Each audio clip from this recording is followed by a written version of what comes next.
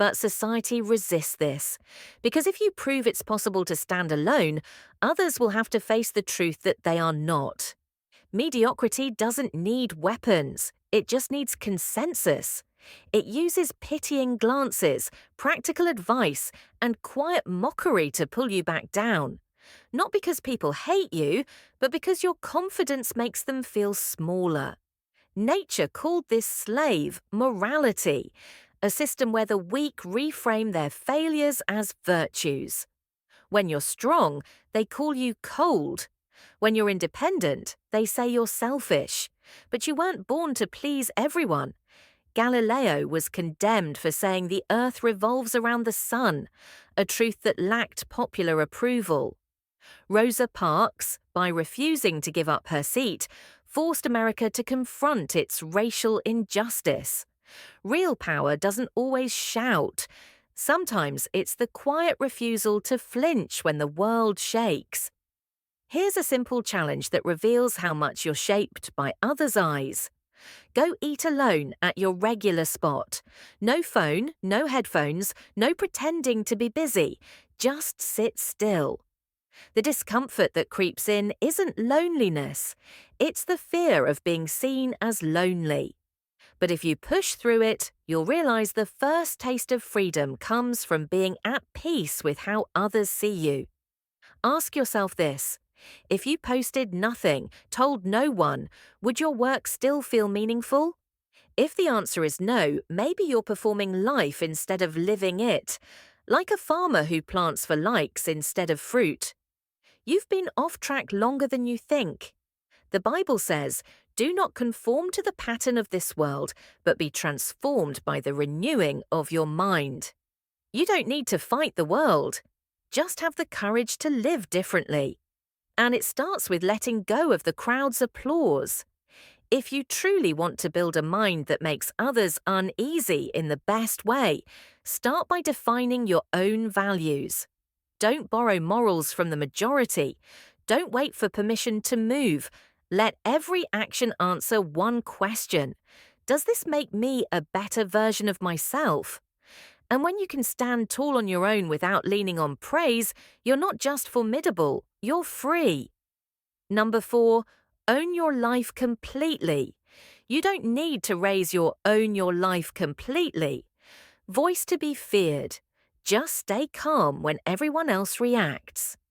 In a world run by reflexes, the one who pauses to think is the most dangerous person in the room. And that begins when you accept a hard truth. No one but you is responsible for your life. In Stoic philosophy, there's a recurring concept, logos, the rational order that governs the universe. Everything operates according to a certain logic, whether you like it or not. But logos isn't fate. It's the setting. How you act within that setting is your choice. You might lose your job, be betrayed, be misunderstood. That's the world's part. Your part is how you respond, and your response is your personal declaration of inner strength.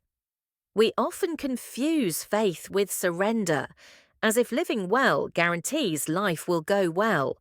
But maturity begins the moment you let that belief go.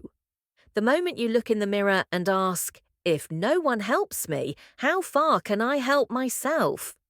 That moment when you stop looking outward for reasons and start taking control of what's within, that's when you truly grow strong.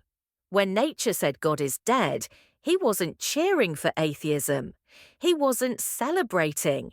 He was warning.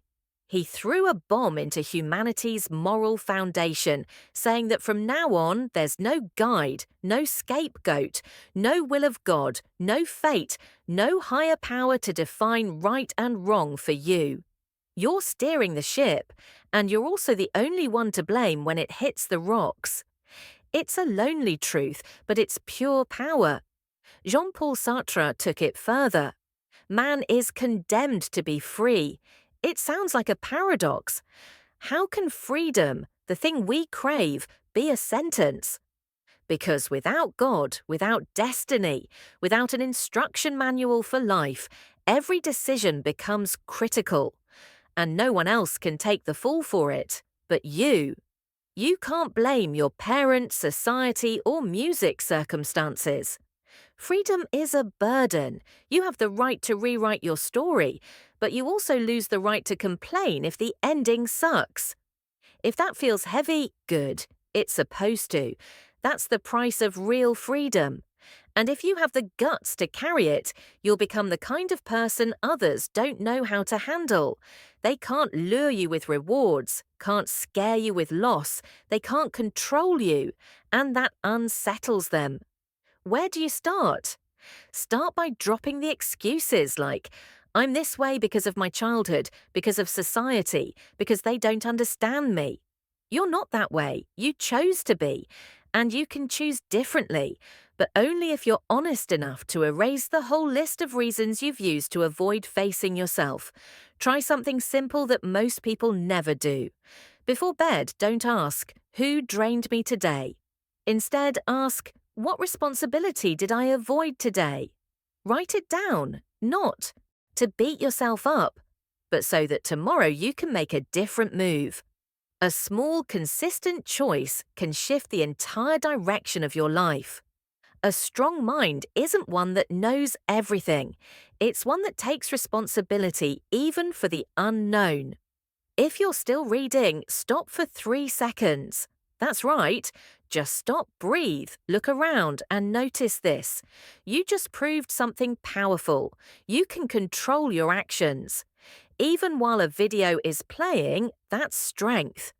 And if you've made it halfway through with us, hit like as your personal pledge. A pledge to yourself that you're done living like a victim. And don't miss the next part because every piece of this journey is building one thing, a mind the world has to reckon with. Strength is facing pain. Number 5, strength is facing pain. How do you build a mind so strong it makes others hesitate? The answer isn't in feel-good mantras like love yourself or everything will be okay. Real strength doesn't come from denying pain. It comes from facing it head-on. Sometimes the cracks in your soul are exactly where the light gets in, showing you the path to becoming unshakable. But ask yourself, how many times in life have you chosen to run instead of endure? And where did that get you? A mind of steel isn't forged in comfort. It's shaped in chaos, in confusion, in sleepless nights. That's where you either break or you rebuild. We forget inner turmoil isn't a sign of weakness. It's raw material. It's the clay from which a deeper, stronger version of yourself is formed. Viktor Frankl, the Holocaust survivor and psychiatrist, wrote in Man's Search for Meaning that humans can endure almost anything as long as they find meaning in the pain. So here's the real question. Have you ever tried to find meaning in your suffering, or have you just been trying to escape it? There's a reason I want to tell you this story because it proves a hard truth. Pain doesn't destroy you. Avoiding it does. There was a man named James, a successful engineer, a husband, a father. Everything fell apart when his 6-year-old son died in an accident. For months, James was a ghost. He shut down every emotion, buried himself in work, tried to outrun the grief. But the more he ran, the emptier he felt. Then one day, he saw his son's old shoes under the table and collapsed. For the first time, he let himself cry, let himself remember, and that was the turning point. He began writing letters to his son, one each day. He wrote about the ache, the guilt, the moments they never got to share. A year later, those letters became a book that helped thousands of parents survive their own losses. Maybe you haven't faced a tragedy like James, but everyone has a pain they keep buried. What matters is not to run from it, but to sit with it. Start each day with this question. What pain am I trying to ignore? Write it down.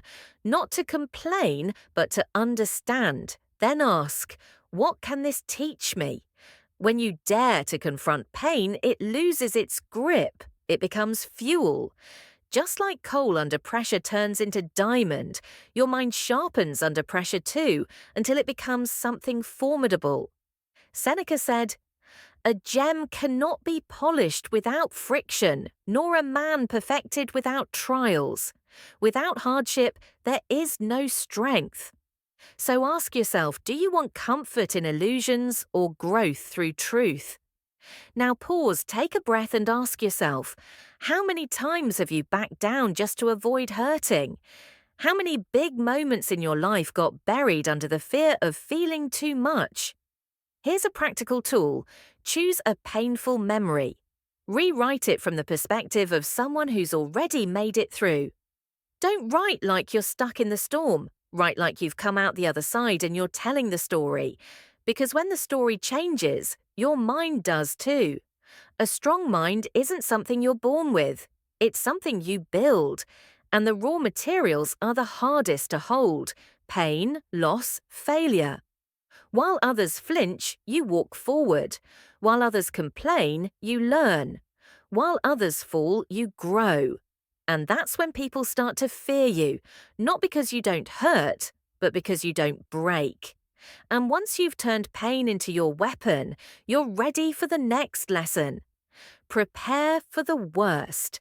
Not to live in fear, but to become someone nothing can break. Number 6, expect the worst. One of the most quietly powerful, expect the worst. Habits of mentally strong people is this. They always prepare for the worst. Not because they're pessimists, but because they refuse to live in denial. They don't want surprises. They don't want a shock to rob them of clarity. That's what makes them dangerous, because you can't break someone who's already made peace with failure. The person who unsettles others the most isn't the one screaming or complaining. It's the one sitting silently in the chaos. Face unchanged. They watch the storm arrive like they've been expecting it. People often call them cold, but it's not the coldness.